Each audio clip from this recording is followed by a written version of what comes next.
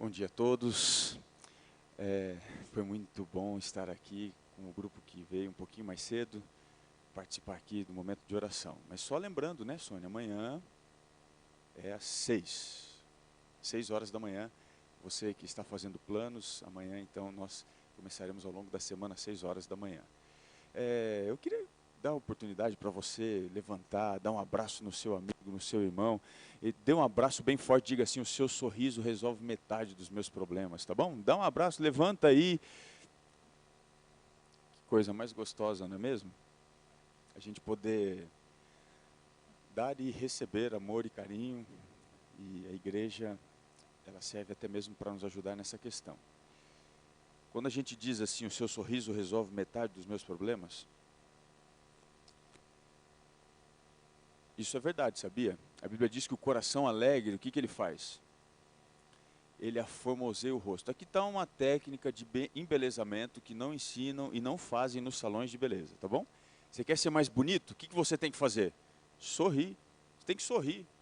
Tem gente que quando você dá bom dia diz o que tem de bom, não é? Cara fechado, amarrado, não está nem aí para nada, nem ninguém. A gente tem que sorrir. Quando você sorri, você desarma a outra pessoa. Por isso que o sorriso, ele sempre funciona. O coração alegre aformoseia o rosto. Mas diz que o espírito abatido, ou seja, aquele que é bicudo, sisudo, o que acontece? Ou seja, vai dar até um problema sério. Ou um reumatismo, para falar uma coisa pequena, ou um câncer nos ossos. É isso mesmo. A alegria, ela é contagiante e você nunca desperdiça um sorriso. Eu estava lendo essa semana, diz que os casais, eles se tornam parecidos. Você sabia disso? Se tornam parecidos. Sabe por quê? A convivência faz com que eles usem uma técnica chamada pelos especialistas de espelhamento. Você, ao conviver muito com uma pessoa, você vai usando até os mesmos músculos.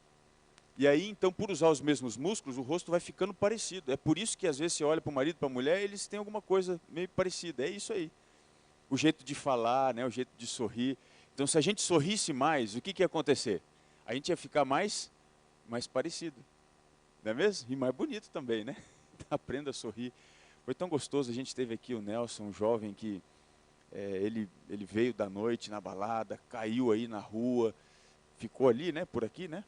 Ficou por ali na frente, aí o Adilson atendeu ele, deu um abraço no rapaz, trouxe ele aqui para os momentos de oração. Ele estava chorando e saiu sorrindo. Fiquei tão feliz com isso. Ele estava triste de uma noite, imagino eu, deve ter feito coisa que nem ele se lembra mais, né? Mas saiu daqui sorrindo. Foi bem recebido aqui. Com certeza ele vai procurar esse lugar outra vez. Vamos orar para que isso aconteça, né? Eu queria hoje deixar uma mensagem para vocês, mas antes eu tenho que dar um recadinho. Me desculpem, hoje quando terminar o sermão eu vou precisar correr. Está acontecendo um treinamento com anciãos ali na escola de São Bernardo, então eu preciso terminar amanhã lá com eles, está bem? Abra sua Bíblia comigo no livro de Êxodo. Nós vamos relembrar a história de um homem que foi poderoso. O nome dele? Moisés. No livro de Êxodo, capítulo 3. Você e eu vamos relembrar a história de Moisés. O título da minha mensagem hoje é Proposta Indecente. Êxodo, capítulo 3, do verso 1 até o verso 5. Posso ler? Êxodo 3, do 1 ao 5. Diz assim a palavra de Deus.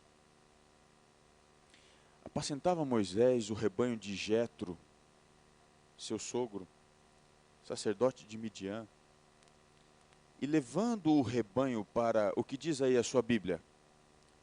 O lado ocidental. O que tinha nesse lado ocidental, queridos? Ali estava o monte de Deus, Horebe. O verso 2 diz, e apareceu-lhe quem? Responda para mim, quem é o anjo do Senhor?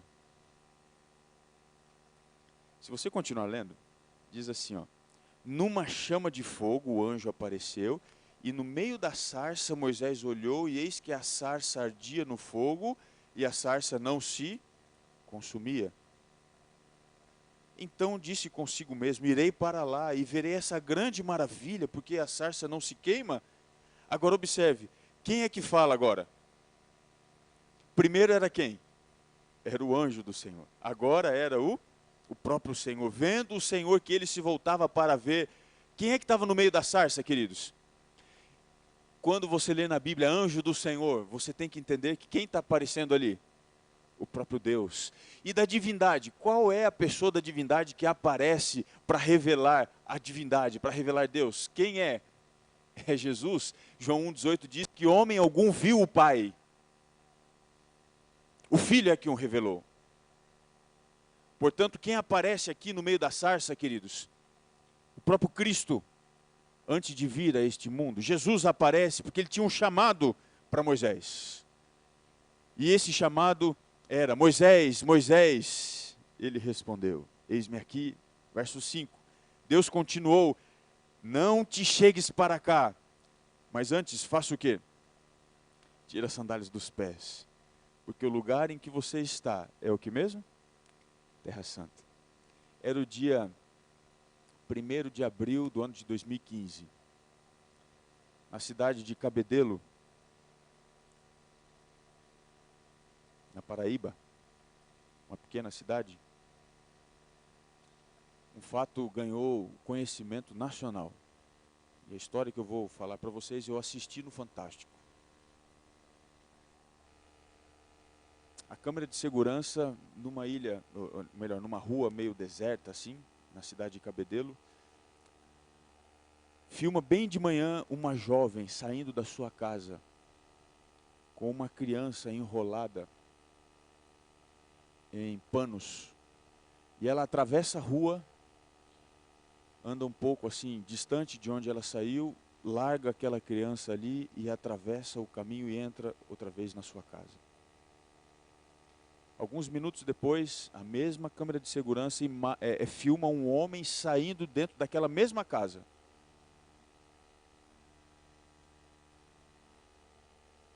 Ele sai procurando algo e de repente ele olha na direção onde estava a criança e vai até onde estava a criança, pega aquela criança no meio dos panos e volta para dentro de casa com a criança.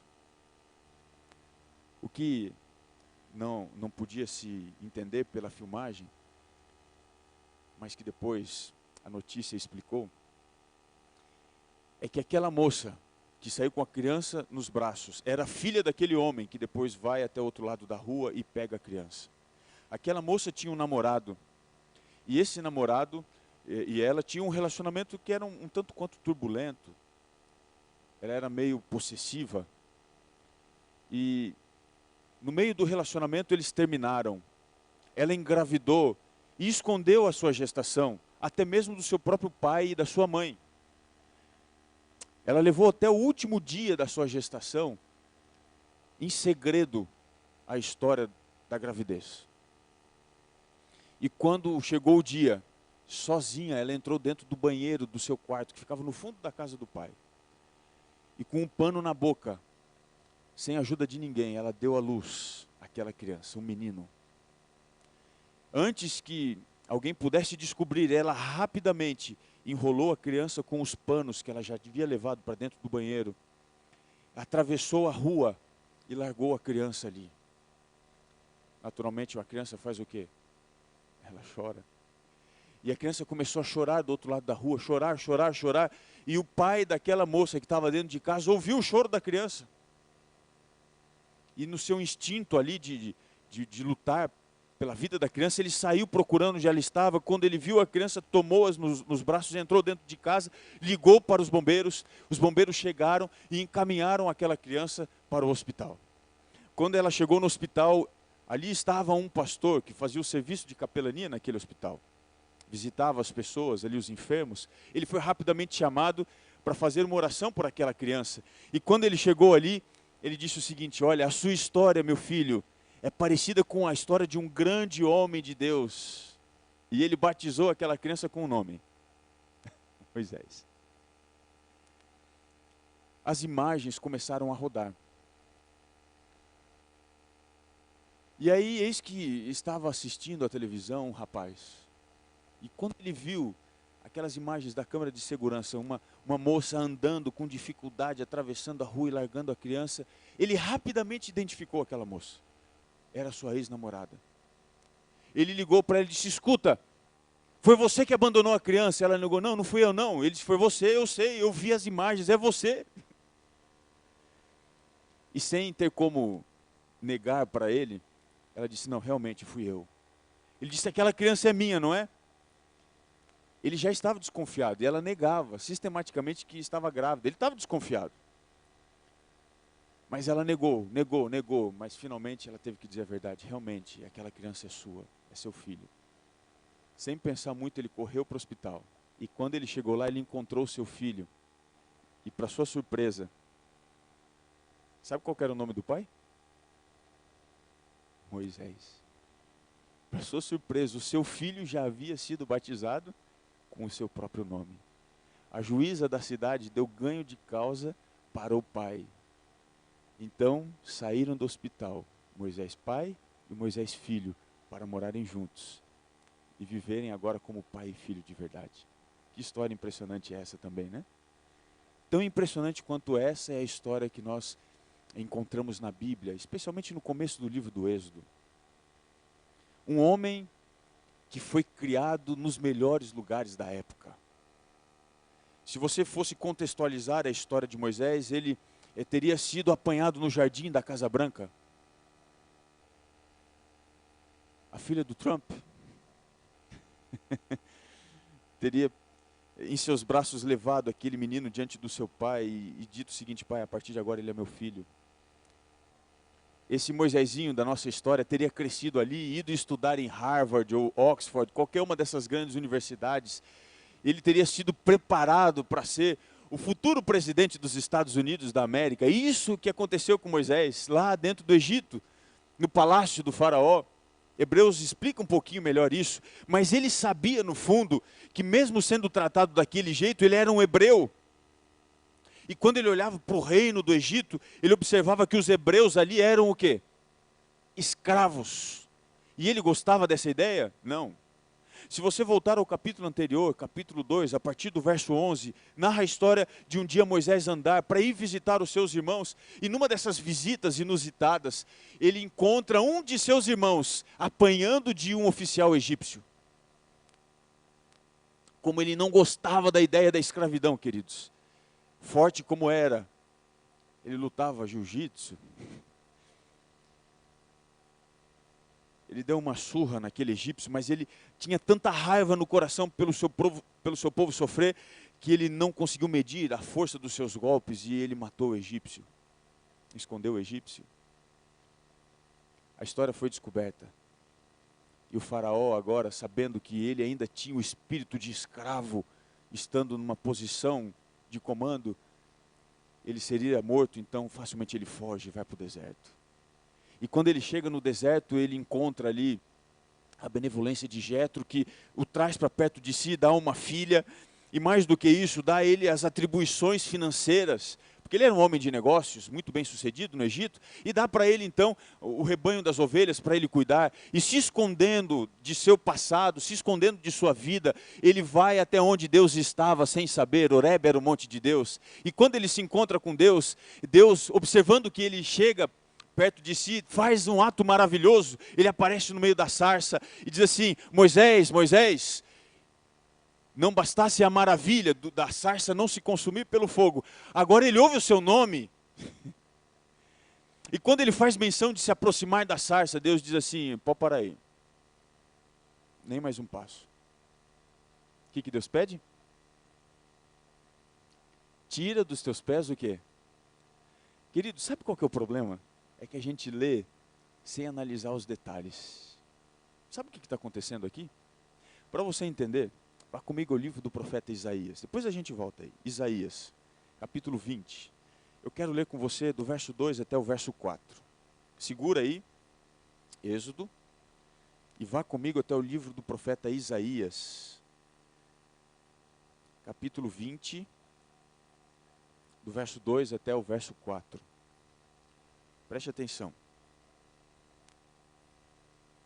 Isaías, capítulo 20, do verso 2 até o verso 4. Posso ler aí com você? Nesse mesmo tempo, falou o Senhor por intermédio de Isaías, filho de Amós, dizendo, vai, e faça o quê? Solta dos teus lombos o pano grosseiro de profeta. Os profetas, eles andavam com uma roupa grosseira, era um manto rústico, para demonstrar assim humilhação. Tira o pano grosseiro de profeta e faça mais. Tira também o quê? Tira o sapato, o calçado, a sandália do seu pé. Assim ele o fez, indo de que jeito, queridos?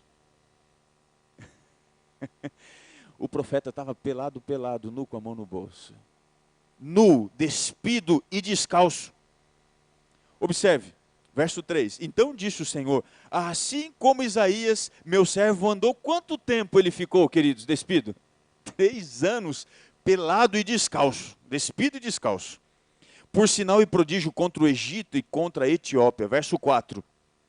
Assim o rei da Síria levará os presos do Egito e os exilados da Etiópia, tanto moços como velhos, despidos e descalços, e com as nádegas descobertas, para a vergonha do Egito. Pare um pouquinho. Quando uma nação ia e conquistava ali as pessoas, e os sobreviventes agora eram inseridos dentro do rol de escravos, como é que eles eram transportados para a metrópole da nação conquistadora? Eles iam nus, e de que jeito? Descalços. Dentro da Bíblia, existem outras passagens, não dá tempo de mencionar, mas dentro da Bíblia, tirar as sandálias, andar descalço, significa ser feito um escravo. Ser feito um servo. Vou dar mais um exemplo só. Lucas 15 conta a história. É uma história dita por Jesus, de um pai que tinha 2 filhos, o mais velho que gostava da casa e o mais novo que era aventureiro, chegou para o pai e disse, me dá tudo que você tem, o que me pertence, e ele pega a sua parte nos bens, e aí então ele vai para uma terra distante, chega lá, curte a vida à vontade, gasta tudo que ele tem até que não sobra nada. E aí ele precisa comer, e ele não tem comida, e ele então implora, e finalmente um homem que tinha ali, um chiqueiro, dá para ele a função de trabalhar com os porcos, mas nem mesmo a comida dos porcos ele podia usar para si. E aí naquele desespero, naquela condição de humilhação, como um servo, como um escravo, ele se lembra assim, olha, lá distante onde mora o meu pai, os escravos do meu pai, eles têm uma condição, um tratamento melhor do que eu. Eu vou fazer o quê? Eu vou voltar para casa. E no caminho de volta para casa, ele foi ensaiando o discurso. Pai, eu já não sou mais digno de ser chamado o quê? Teu filho. Eu vim aqui não para ser filho, porque eu não mereço mais. Eu quero ser escravo como os teus escravos, porque ser escravo contigo é melhor do que ser escravo em qualquer outro lugar. E aí ele volta no caminho, ensaiando o discurso, ensaiando. Eu vou falar isso, eu vou falar isso. O pai o vê à distância, e o que o pai faz? O pai corre.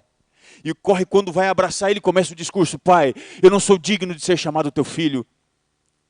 Eu quero ser escravo na tua casa. E quando ele diz isso, o pai diz, não fala mais nada, fica quieto. Você é meu filho, você voltou. E o verso 21 e 22 descrevem esse encontro de uma forma maravilhosa. Está ali, ó. O pai, pode ler o 22. Mas o pai disse aos seus servos, trazei depressa o quê, queridos? Como é que o filho estava? Trazei depressa a melhor roupa e vestilha. E ponde-lhe um anel no dedo. E o que mais? Aí traz a alparca, mas na outra versão diz o quê? Sandália. Como é que o escravo andava, queridos? Descalço e nu. Quando nós voltamos à história de Moisés e encontramos Moisés diante da sarça, Deus diz, não, não dá mais nenhum passo. Antes, tira as sandálias. O que Deus estava pedindo para Moisés? Moisés, a partir de agora você será o meu escravo. Eu quero fazer aqui uma rápida digressão. Queridos, o chamado de Deus é um chamado para sermos escravos. É isso aí. Não é um chamado de glória. Os seus discípulos, os discípulos de Cristo não entendiam isso. Eles ficavam disputando o quê, queridos? Posição do reino. Mas o que Jesus, vez após outra, dizia, olha, vocês estão vindo do meu lado para serem escravos, queridos. Eles não entenderam bem isso, tanto é que em Atos 1:6, quando Jesus estava para subir, eles disseram, Senhor, será que é agora que o Senhor vai estabelecer o reino em Israel? O que eles queriam? Antes de Jesus ir, eles queriam que Jesus deixasse o seu reino na terra. Um queria a casa civil, outro queria o quê? O ministério da fazenda, outro queria o ministério dos transportes. Eles queriam posição, o reino. E Deus disse, olha, meu reino não é aqui. E queridos, a história indica que uma única pessoa, que foi chamada depois, entendeu. Se você quiser colocar aí Efésios 3:1 ou Efésios 4:1, você vai entender qual é o verdadeiro pensamento do seguidor de Cristo. Efésios 3:1, pode colocar aí, o 4:1, pode ser esse daí mesmo. Rogo-vos, pois, quem é que está falando aí? Paulo. Olha o que Paulo diz, rogo-vos, pois, eu, prisioneiro no Senhor, que andeis como é digno da vocação com que foste chamado. Paulo entendia que a sua vocação é para ser o quê? Um prisioneiro, um escravo. E o capítulo 3, o verso 1, ele diz, eu carrego as algemas de Cristo, eu sou um escravo de Cristo. Queridos, eu queria dizer um negócio para você, o chamado de Deus é um chamado para ser escravo. Escravo tem vontade própria? Não tem.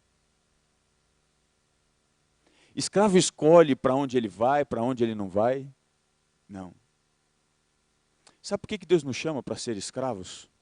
Porque nessa vida nós só podemos ser escravos.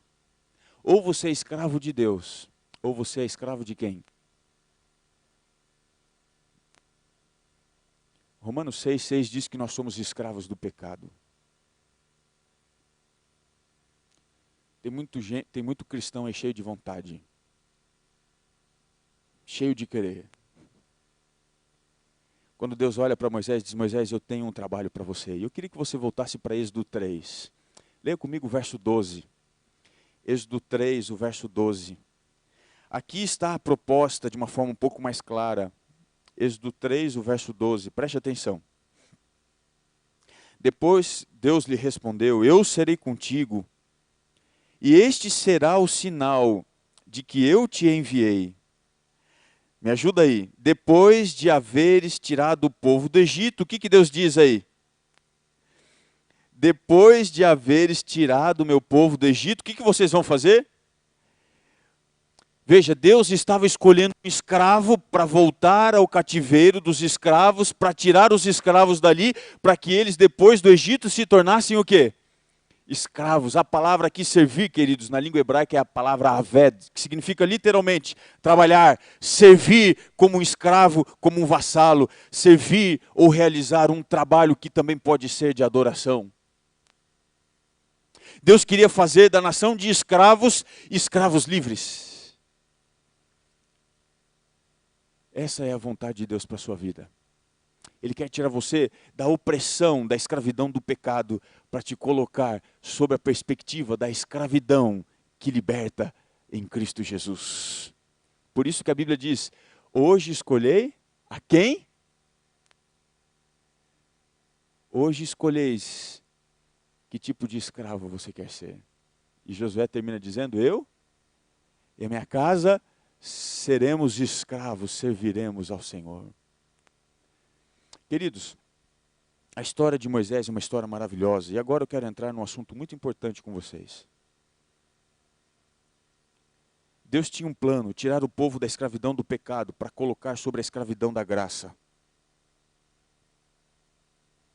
Deus queria tirar Satanás, queria aprisionar ainda mais. Nós temos aqui um conflito velado por detrás, que revelam a intenção dos dois senhores que existem na nossa vida, Deus e Satanás, o bem e o mal. E eu quero mostrar para você agora quais são as 5 propostas que Satanás faz para que você não saia da escravidão do pecado, usando como pano de fundo a história do povo de Israel. E eu queria avançar contigo um pouquinho no capítulo 8, para começarmos a estudar as propostas, as 5 propostas de Faraó. Para você entender como é que Satanás trabalhou e ainda trabalha hoje para aprisionar as pessoas ao pecado. Capítulo 8, o verso 25. Preste atenção. Capítulo 8, o verso 25. Aqui nós temos a primeira proposta do faraó. Chamou o faraó a Moisés e a Arão e disse, ide e oferecei o quê? Pare um pouquinho. Moisés disse assim, faraó, Deus me chamou para libertar os escravos para sermos escravos dele. Não fez muito sentido na cabeça de faraó aquilo? Ele disse, não, tudo bem, já que vocês querem ser escravos de Deus, então faça o seguinte, ofereçam sacrifícios ao vosso Deus aonde? Qual é a primeira proposta do faraó, que a gente vai agora, a partir desse momento, atribuir a Satanás? Qual é a primeira proposta de Satanás para você e para mim? Seja um escravo de Deus dentro do Egito. Responda para mim, é possível isso? É possível você servir a Deus dentro do Egito? Dentro do cativeiro do seu pecado? Eu quero te dizer que Satanás, ele não está assim tão preocupado se você expressa a fé em Deus ou não. Ele só quer que você expresse essa fé vivendo a mesma vida que você sempre viveu. Do mesmo jeito, preso ainda aos laços de pecado, que tiram de diante de você o desejo de sair do pecado e começar uma jornada em uma nova vida. Essa é a primeira proposta. Sirva a Deus dentro do Egito. Continue fazendo tudo que você sempre fez, indo nos mesmos lugares, se relacionando do mesmo jeito com as pessoas. Faça tudo que você acha que deve fazer, mas ainda assim, sirva ao Senhor. Queridos, essa é uma desgraça, porque a adoração a Deus, ela não pode ser dividida. Com Deus é assim, ou é tudo, ou é nada. Funciona esse tipo de adoração? O que você acha? Esse tipo de serviço funciona, sim ou não? Não funciona? O povo aceitou? Não. Aí vem a segunda proposta. Avança comigo, verso 28. Então disse Faraó, deixar-vos-ei ir, para que ofereçais sacrifícios ao Senhor, vosso Deus, no deserto. Somente que, saindo, não o que, queridos?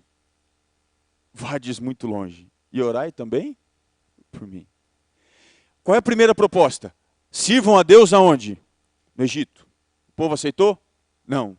Então agora ele diz o seguinte, tudo bem, vocês querem sair? Saiam, podem ir para o deserto, mas não vão o quê? Não sei se você se lembra, mas no momento da sua conversão, existiu uma luta dentro de você. Será que eu me entrego completamente a Deus? Você sabe que tem muita gente que decidiu sair do Egito, mas não está disposto ou não está disposta a ir muito longe. Satanás permite você vir à igreja, estudar a Bíblia, cantar hinos, fazer tudo isso. Mas quando chega a hora de você se comprometer com Deus, ele diz, não, peraí, você está indo longe demais.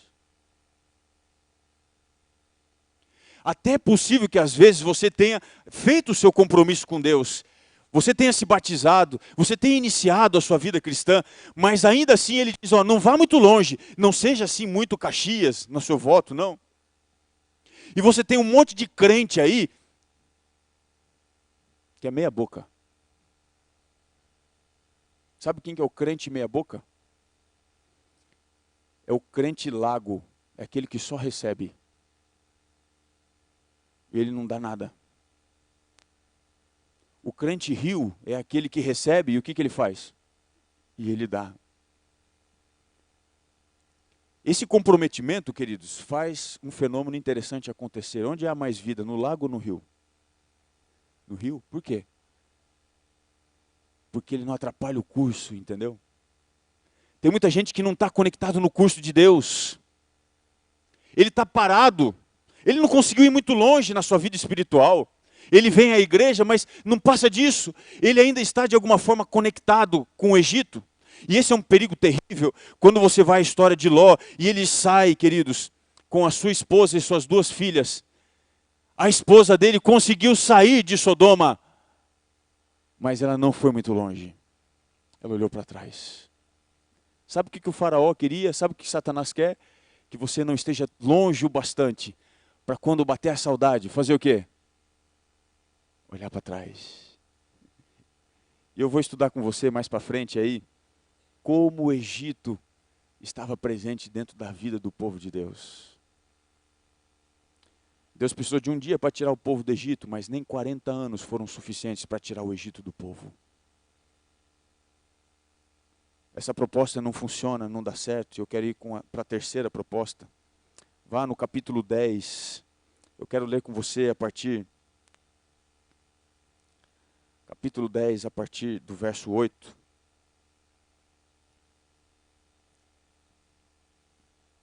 Então Moisés e Arão foram conduzidos à presença de Faraó, e este lhes disse: Ide e servi ao Senhor vosso Deus. Porém, quais são os que hão de ir?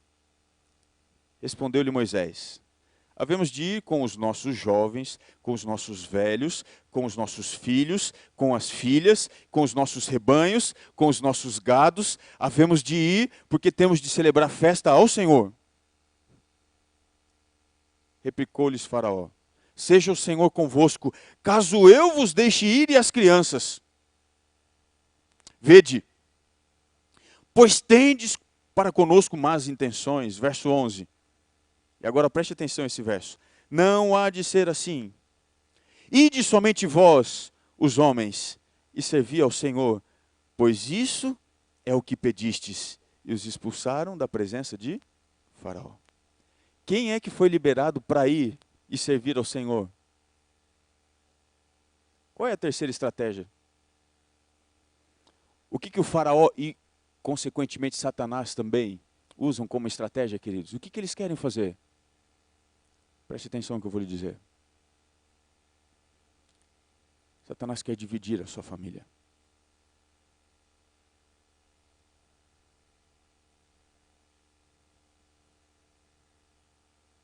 O tecido mais importante da sociedade, queridos, a malha social mais importante é a família. E a família tem se tornado o pior lugar da sociedade. 80%, 85% dos casos de abuso de crianças acontecem dentro de casa ou no máximo a 50 metros da casa. E são praticados por pessoas próximas, com um grau de parentesco muito grande. A cada 5 minutos, uma mulher sofre violência doméstica dentro de casa. Eu não preciso falar para você dos índices de divórcio. Satanás sabe que se ele destruir a família, ele vai destruir o quê? Vai destruir tudo, a sociedade toda. E hoje, queridos, as famílias, elas nascem de um jeito que é um jeito deformado, uma anomalia. As famílias já nascem com prazo de validade. Os números de casamentos, conforme deveriam acontecer, eles estão diminuindo. Sabe por quê? Uma família nasce quando, de repente, se descobre que o casalzinho está grávido. Não é um período de maturação do relacionamento, de conhecimento. Não, hoje já saem para a balada e lá mesmo, de lá vão para o hotel, vão para o quarto e rola tudo que deveria rolar dentro do casamento. É isso que o diabo faz. Ele sabe que se ele destruir a família, ele destrói tudo. E é possível que ele esteja trabalhando fortemente dentro da sua família. É possível que ele esteja sorrateiramente separando homens de mulheres para levar você à ruína e, consequentemente, o povo de Deus. E sabe o que me preocupa, queridos? Muitos têm tempo para um monte de coisa, mas não têm tempo para a família. Eu poderia contar muitas histórias aqui para vocês, mas não vou fazer isso. Eu só queria deixar um desafio para você. Como é que está a sua família? Tem vocês gastado tempo em oração, pedindo para que Deus abençoe vocês, protegendo vocês das aparentes divisões que Satanás tem colocado diante do seu marido, diante da sua mulher, diante dos seus filhos? Estão vocês preparados para os desafios? Essa proposta também não foi aceita pelo povo. E o faraó fez uma quarta. Para mim, queridos, essa daqui é a pior. E é para isso que a gente vai estar aqui essa semana toda. Capítulo 10, o verso 24.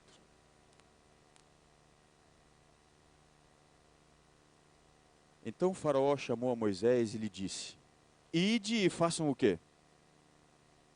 servir ao Senhor. Preste atenção. Fiquem somente o quê? Eu não ouvi. Fiquem somente o quê? Os vossos rebanhos, o que mais? O vosso gado, as vossas crianças irão também convosco. O faraó disse, então tá, vocês não querem separar as famílias? Tudo bem, as famílias podem ir. Mas o que foi que ele sequestrou?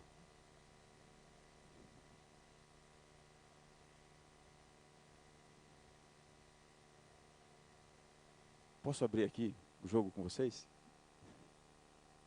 Posso? Sabe no que o diabo está de olho? Na sua carteira. Ele quer sequestrar os seus bens. Por uma razão simples. A Bíblia diz que onde está... Eu não ouvi. Onde está o quê? Aí também está o quê? Se a carteira ficasse dentro do Egito, o que aconteceria? O movimento do êxodo não teria demorado o suficiente para comprar a próxima compra do mês. Eles teriam voltado rapidinho. E eu quero agora falar um pouquinho com vocês sobre esse assunto. Nós estamos vivendo numa época de extremo consumismo.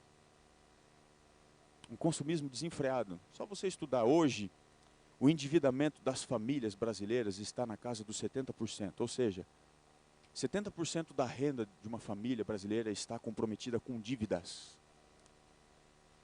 Porque nós vivemos num mundo que prega o consumismo. Compre, compre, compre, compre, compre.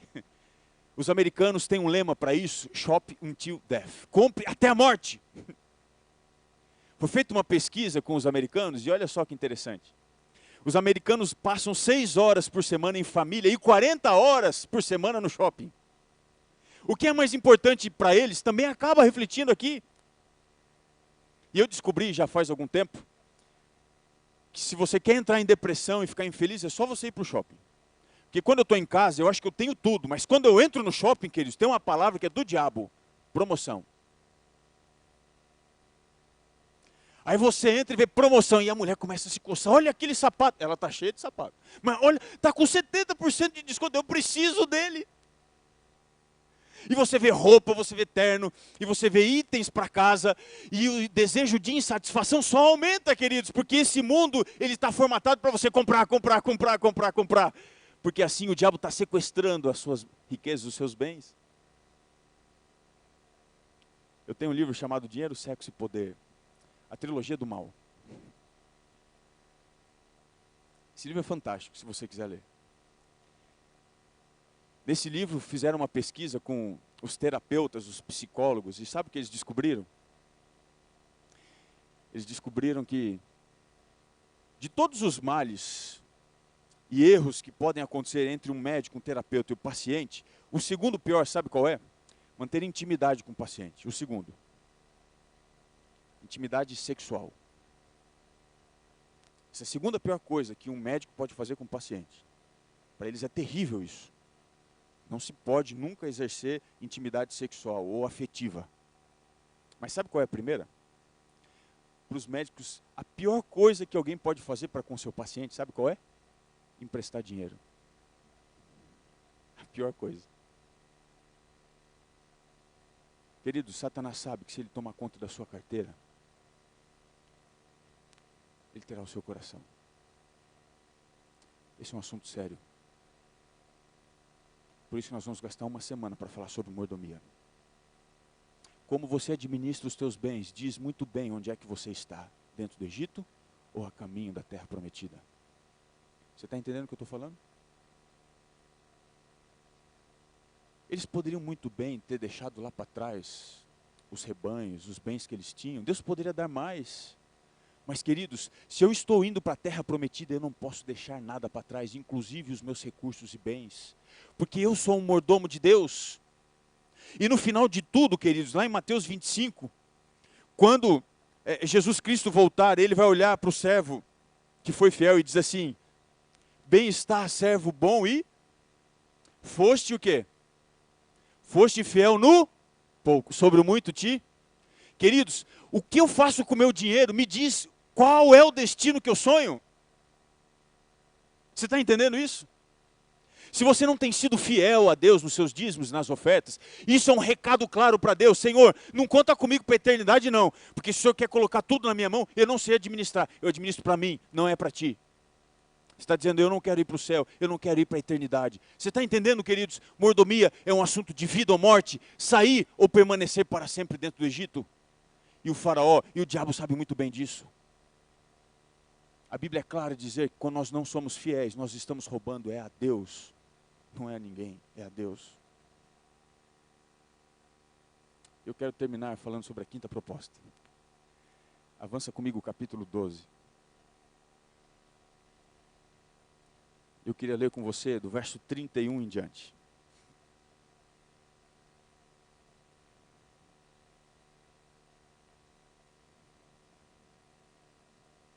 Então, naquela mesma noite,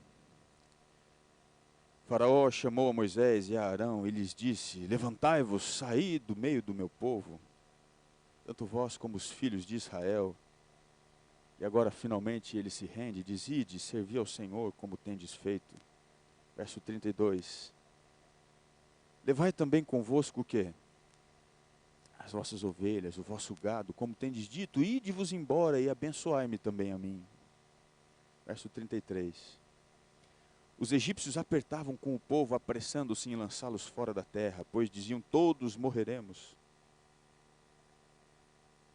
O povo tomou a sua massa antes que levedasse, as suas amassadeiras atadas em trouxas com os seus vestidos sobre os ombros.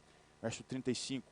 Fizeram, pois, os filhos de Israel conforme a palavra de Moisés e pediram aos egípcios objetos do quê, queridos? Me ajuda aí, objetos do quê? De prata, o que mais? Objetos de ouro e roupas. Verso 36. E o Senhor fez com que seu povo encontrasse favor da parte dos egípcios, de maneira que estes lhes davam o que? E agora, olha a última frase. E finalmente, o que foi que eles fizeram? Despojaram os egípcios. A sua fidelidade não será esquecida por Deus. Se você acha que ser fiel a Deus, eu não estou falando agora só na questão dos dízimos e das ofertas, isso é um elemento dentro do aspecto maior da mordomia.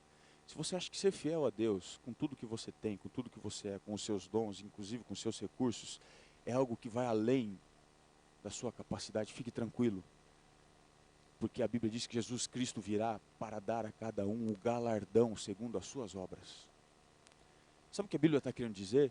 Que Jesus Cristo virá para indenizar você. Você sabia disso? Ele vem para indenizar você. Se você fez demais, se você se esvaiu, Senhor, olha, eu sacrifiquei a minha vida, minha família, os meus recursos, tudo para a tua causa, para levar mais pessoas para o reino, Ele vai te dar, não em dobro, Ele vai te dar abundantemente na eternidade. Eu acho linda essa história, porque a quinta proposta do faraó, sabe o que é? É o reconhecimento do diabo, que ele não tem poder para enfrentar Deus e a sua graça. A graça de Deus é mais forte do que o pecado. Romanos 5, 19 e 20 diz, sobreveio a lei para que avuntasse a ofensa, pois onde abundou o pecado, o que acontece? Superabundou a graça. A graça de Deus é maior, ela é irresistível, ela é fantástica, esplendorosa. Ela abre as portas e ao final de tudo, queridos, o povo saiu, mas não de mãos vazias. E eu vou te dizer mais, eu disse para vocês que escravo anda descalço, é ou não é? Mas leia depois Deuteronômio 29, 5 e Deuteronômio 8, verso 4. Leia lá depois. Você vai descobrir que o povo andou no deserto não descalço, mas eles andaram de que jeito? Sandálias, sabe por quê? Deus queria que o povo entendesse o seguinte, se vocês forem meus escravos, vocês não serão escravos de verdade. Como escravos da graça, vocês experimentarão a verdadeira liberdade que há em o Senhor Deus Todo-Poderoso. Ah, queridos, eu sonho com esse dia. O que aconteceu com o povo de Deus vai acontecer com você e comigo. Eu quero ler o último verso de hoje, que está em Êxodo capítulo 14, o verso 8. Êxodo 14, o verso 8. Diz assim, Porque o Senhor endureceu o coração de Faraó, rei do Egito, para que perseguisse os filhos de Israel. Agora observe, porém os filhos de Israel saíram de que jeito? O que diz a sua versão? A que está transmitida aí, que é atualizada, e a minha diz afoitamente, mas tem uma versão diferente. Hã? Triunfantemente aí de vocês? É a nova versão internacional, não é? Mas tem uma outra. Hã? Com alta mão. Essa é a melhor. Literalmente, sabe como é que o povo saiu do Egito? Desse jeito, ó, com a mão levantada. Sabe o que era símbolo disso? Vitória. Quando o exército que tinha vencido uma guerra voltava para casa, eles voltavam assim, ó, vitória, vitória. A Bíblia descreve que o povo saiu de dentro do Egito olhando para Faraó e para os egípcios assim, ó, nós vencemos em nome de quem? De Deus. Eles saíram afoitamente, ou seja, saíram com a mão levantada. Mão levantada é símbolo de vitória, queridos. Vai chegar o dia em que nós todos, como filhos de Deus, pertencendo ao povo de Deus, sairemos deste mundo, do cativeiro do pecado, com a mão levantada, olhando para cima, cumprindo Isaías 25, 8 e 9. Aí está o Deus que nós aguardávamos, na sua salvação exultaremos, amém, queridos? Nós um dia receberemos de Deus o poder da libertação desse mundo. Não haverá mais dor, não haverá morte, não haverá sofrimento. Tudo isso será colocado para trás, num passado que nós não gostaríamos nunca mais de reviver. Porque com mão levantada nós sairemos como o povo saiu do Egito, para celebrar a vida eterna ao lado de Deus. Amém, queridos?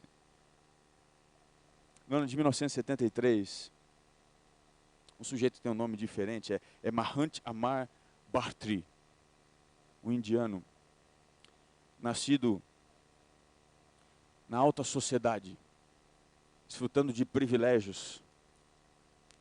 Ele começou a observar que o seu país era um país muito desigual.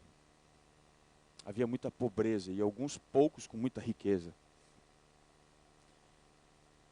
Ele tomou algumas atitudes. Primeira coisa, ele se despojou de suas riquezas. Ele abriu mão da sua fortuna, de tudo o que lhe devia por direito.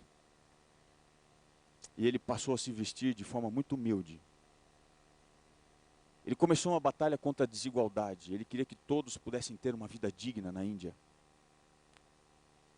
E esse camarada fez algo mais. Você pode procurar por ele na internet e você vai achar uma foto dele. Em 1973, como símbolo da sua luta contra a desigualdade, a miséria, a pobreza, ele levantou o seu braço e disse: eu nunca mais abaixo meu braço. Qualquer pessoa que olhar para mim e me ver de mão levantada vai saber, ou vai ficar curioso porque eu estou assim, e eles vão descobrir que eu luto contra a desigualdade, contra a pobreza, contra a miséria. Ele conta que nos primeiros dias, ele sofria dores alucinantes. Já levantou seu braço? Ele chegou até a desmaiar de dor. Aí ele disse: não, eu tenho uma missão. Ele levantou o seu braço e disse: não vou abaixar. Foi muito difícil para ele. Mas depois de alguns dias, semanas e meses, o seu braço atrofiou. Hoje, ele não consegue mais baixar o braço. Por onde quer que ele vá, ele está com o braço levantado, dizendo: eu tenho uma causa, eu tenho uma luta, eu quero vencer. Queridos, nós como povo de Deus temos que fazer como esse homem. Não ficar com a mão levantada simplesmente, mas entender que nós temos uma causa. Qual é a nossa causa? Nós queremos ir embora daqui. Essa não é a nossa casa. Esse não é nosso lar. Esse não é o nosso mundo. Nós pertencemos a um outro lugar. Se há alguém aqui nessa manhã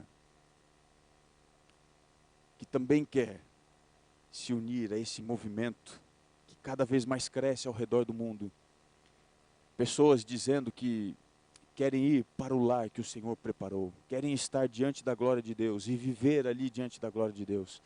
Eu queria chamar você aqui à frente, você que quer continuar lutando, você quer continuar marchando, você quer dizer assim: Senhor, eu estou indo para o céu, eu quero me preparar melhor, quero preparar a minha vida, a minha família, eu também quero entregar a Deus tudo que eu tenho, os meus recursos, porque eu quero ser fiel a Deus. Eu queria te chamar a vir aqui à frente, porque eu quero orar com você.